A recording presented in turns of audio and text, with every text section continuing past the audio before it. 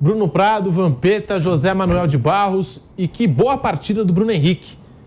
Tá retornando, é claro, ele foi voltando aos poucos, mas parece também tá voltando à boa forma, né? Hoje fez uma boa atuação, teve um domínio dele no segundo tempo, que ele dominou de chaleira a bola. E cada vez mais importante, toda vez que ele entra nesse time do Flamengo, ele faz a diferença pelo corredor esquerdo, né? E o Bruno Henrique sempre se reinventando. Ele teve no Santos aquele problema no olho, depois voltou. Muita gente até dizia, especialistas, que ele teria dificuldade com a visão para jogar bola e voltou super bem, depois contratado pelo Flamengo e campeão da América pelo Flamengo e tal. E agora uma lesão gravíssima, uma atrás da outra, né? E fica um ano basicamente fora, agora retornando aos poucos, mas hoje gostei da partida do Bruno Henrique. Vampeta, Bruno Prado, Zé. Ele jogou bem mesmo, ele tá voltando, ganhando confiança, né? Não foi uma lesão fácil, né? Muito difícil, e ele é um cara do bem, né? Se machucou num jogo de... Foi contra o Cuiabá, o brasileiro, né? Do ano passado. Mas assim, ele tá voltando, ganhando confiança. Fica muito atento também, porque às vezes empolga demais e acha que... Principalmente jogadores rápidos, né? E ele é muito rápido, passada larga. Mas é muito legal estar vendo ele jogar. E ainda assim, tudo tá dando certo pro Flamengo, porque o Sampaoli, ele roda muito o plantel. Se você pegasse um treinador mais conservador, que repetisse o time, o Abel, não sei se o Abel ou o próprio Dorival Júnior, ia ficar muita gente no banco boa aí. O São Paulo, quer ver, jogou hoje. Quarta-feira pega o Atlético Paranaense. Espero que o Everton Ribeiro não com o Abel Braga, o Arrascaeta não jogava. Espero que ele era reserva. Espero que não seja nada sério com o Everton Ribeiro, com o próprio Gabigol, o Léo Pereira. E mesmo se esses três atletas estivessem inteiros, não tivessem machucado no jogo de hoje, o treinador, o São Paulo, ia mudar o time. Tem 2 anos e meio que ele não repete uma mesma equipe. 2 anos e meio na coletiva, eu vi a menina fazendo essa pergunta para ele respondeu, não, eu gosto de rodar o elenco, aproveitar todo mundo. Em 2 anos e meio, ele nunca repetiu o time 2 vezes. E na intensidade que o São Paulo gosta do time jogar, né, Pedro? É muito difícil, realmente, ele não rodar o time. O jogo quarta-feira é onde? No Maracanã ou lá? Maracanã, em casa de novo.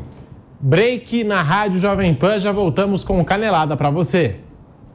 Seguimos aqui no canal do YouTube Jovem Pan Esportes, com a palavra o nosso José Manuel de Barros. Tive que te interromper, Zé, para chamar o break na rádio, mas pode falar. Não, perfeito, Pedro. Então, na intensidade que o Sampaoli gosta e que o futebol hoje em dia exige, é muito complicado você usar, principalmente disputando 3 competições, o mesmo time titular, o mesmo 11. O Jorge Jesus, naqueles 6 meses de um sucesso absurdo, ele mexia menos na equipe, né? Ele mudava de um jogo para o outro 3, 4 jogadores. Ele não era de, em um determinado jogo, colocar um 11 completamente diferente, né? E o São Paulo, na realidade, se você pegar do meio de semana para agora, não é que ele fez mudanças assim impactantes, mudando demais a equipe. Jogou o Pedro no meio de semana, jogou o Gabigol hoje. Jogou o Bruno Henrique no meio de semana um pouco, hoje jogou meio tempo também. Ele está tentando administrar essa situação, né? Jogou o Vitor Hugo como titular, entrou jogando no meio de semana, hoje não, né? O meio campo já foi formado de uma maneira um pouco diferente e acho que aqueles jogadores que torceriam o nariz porque se sentem titulares absolutos, eles vão começar a entender isso, né? Que não tem condição de jogar tudo, né? De jogar todas as partidas. É preciso que haja realmente. E aí o jogador começa a assimilar a ideia do treinador e a concordar. Aí muita coisa que vira reclamação, já deixa de ser.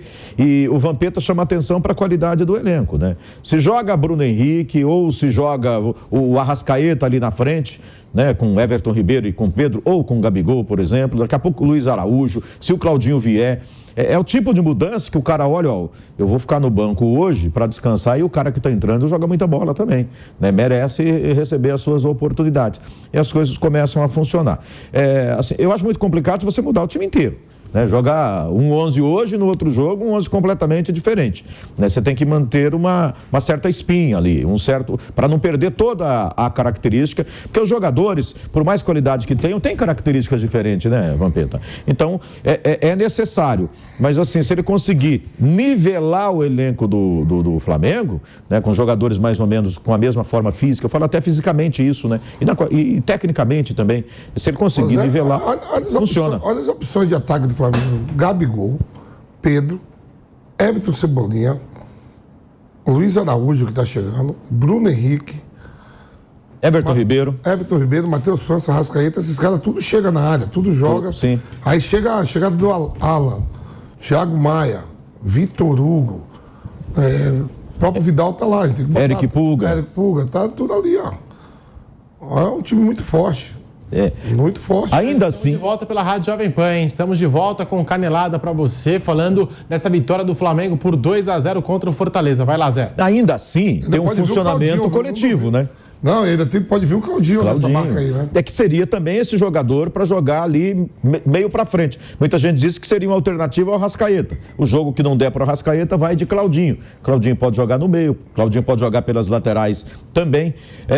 Agora, o futebol é coletivo e precisa fazer funcionar. Porque o Flamengo tinha já um grande elenco desde o começo do ano e não estava funcionando, né? Parece que vai começar a funcionar agora.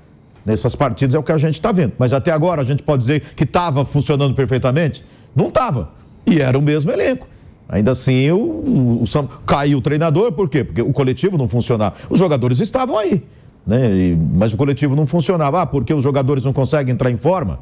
Porque os jogadores estão mal tecnicamente? Mas todo mundo? Então, ou é o treinador mesmo que precisa fazer esse coletivo funcionar, né? Precisa fazer as peças se encaixarem, né? E parece que está começando a se encaixar, rapaz. Deixe seu like aqui no canal do YouTube Jovem Pan Esportes. Daqui a pouquinho a gente vai falar também da vitória suada, sofrida do São Paulo contra o Fluminense no estádio do Morumbi. 1-0, gol marcado pelo Luciano no segundo tempo. Bruno Prado, falando ainda desse Flamengo do Jorge Sampaoli, Gabigol, 150 gols com a camisa do Flamengo, Bruno Prado. Tem torcedor que não gosta do Gabigol, torcedor rival na maioria das vezes, e o torcedor do Flamengo ama o Gabigol. Pode gostar, pode não gostar, mas o Gabigol tem que ser respeitado. E que marca expressiva ele consegue com a camisa do Flamengo, Bruno? Um jogador histórico do Flamengo, um cara que é um ídolo histórico do Flamengo, muito grande. Não tem como você não dar o peso e a importância que ele merece na história do Flamengo. Não faz um bom ano, acho que ele pode jogar mais, ele teve alguns bons momentos, mas muitos momentos ruins esse ano. Talvez seja, não sei se é a pior, mas enfim, é uma temporada abaixo do Gabigol. Ele pode jogar mais do que está jogando, mas ele é muito importante, é muito decisivo, né? Fora todos esses números, títulos. Nossa, o cara jogou 3 finais de Libertadores pelo Flamengo e fez gols em todas. Das 3 finais de Libertadores que o Flamengo jogou, 19, das mais recentes, né? Não a de 81, claro. As mais recentes, 19, 21 e 22.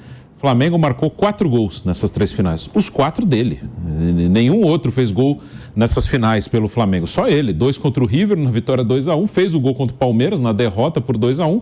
E fez o gol da vitória de 1-0 contra o Atlético Paranaense. Então, o tamanho desse cara.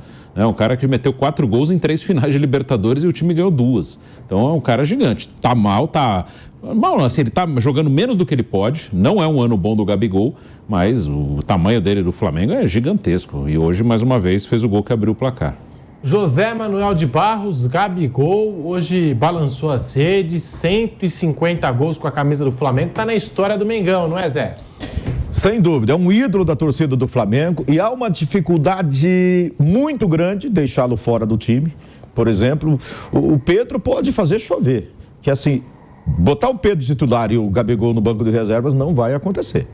Não tem jeito, porque o Gabigol não é só um goleador, um centroavante, é um jogador que está na história do Flamengo, é um grande ídolo da torcida e vai incomodar até o torcedor, né? E o treinador, para tirar ele do time titular e botar no banco, é coisa eventual, para poupar, para não desgastar, porque a fase não é boa mas é o Gabigol, né? E ainda assim, o Pedro, nessas partidas aí que o Gabigol não tem rendido o que pode, como disse com toda razão o Bruno Prado, o Pedro não tem aproveitado. Ele não tem entrado e feito diferente, feito melhor, não. Os dois, aliás, né? E acho que o azar do Flamengo é esse. Os dois não estão no melhor da forma deles, né? Já pensou os dois em alto nível, né? Os dois voando, né? Um joga meio tempo, outro joga outro meio tempo, um joga um jogo, outro joga um jogo e os dois fazendo gols, né? Acho difícil o São Paulo colocar os dois juntos, né? No time, né? Mas é importante colocá-los para jogar. Agora eu não sei se o Vampeta ou o Bruno pensam diferente, né?